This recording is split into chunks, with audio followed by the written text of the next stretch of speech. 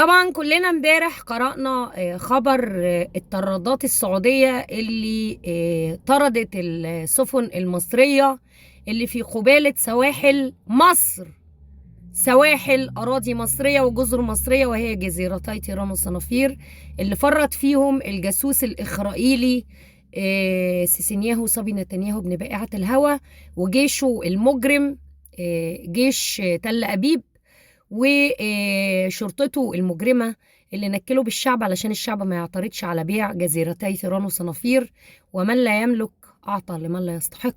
طبعا، وده بيع باطل. لكن بغض النظر عن ذلك احنا طبعا قرينا الخبر ان السفن المصرية اللي كنا بنروح نعمل دايفنج هناك في جزرنا بقت ممنوعة ان هي تروح هناك، وتم طردها امبارح بالرغم من مصطفى بكري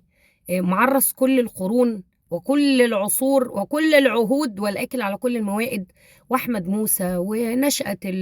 مش عارف مين ومحمد بزو والأشكال الوسخة القذرة العرة دي كلها، إعلام المجاري اللي كانوا بيروجوا إن مصر والسعودية واحد،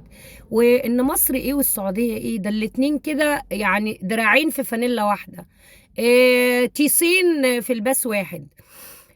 هنفتح قصر الحكم في الرياض على قصر الاتحادية، وهنخلي بينهم بس باب كده، باب يدخل منه بلحة وباب يدخل منه محمد بن شلومو. مش ده اللي انتوا كنتوا بتروجوا؟ كنتوا بتروجوا ان في كوبري هيتم اقامته علشان مصر والسعودية هيصبحوا دولة واحدة. كنتوا بتروجوا تفريطكم في الجزيرتين وتفريطكم في 1000 كيلومتر قدامهم، وتفريطكم دلوقتي حالا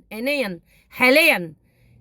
في راس جميلة ان هو علشان مصر والسعودية هما ايه غير ان هما دولة واحدة. ده انتوا روجتوا لشعبكم وللمعرسين اللي ماشيين وراكوا ترويج حسسنا احنا ان احنا عايشين في عصر يعني الخليفة العادل، بلحنيوس ومحمد بن شلومو، الاتنين بقوا واحد والاتنين بقوا الخليفة العادل. حسستونا ان الباسبورين المصري والسعودي هيتلغوا، هيبقوا باسبور واحد، من الوش هيبقى مكتوب عليه جمهورية مصر العربية ومن الظهر هيبقى مكتوب عليه المملكة السعودية، والباسبورات دي هيتم منحها لمواطنين الشعبين من كتر تعريسكم ومن كتر فلقستكم وانبطاحكم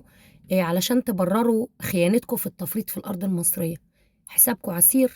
كله هيتحاسب. أي عسكري فرط أو شارك أو أيد أي مدني هيحاكم على التفريط في أرض مصرية وعلى المستوى القذر المنحط اللي وصلنا له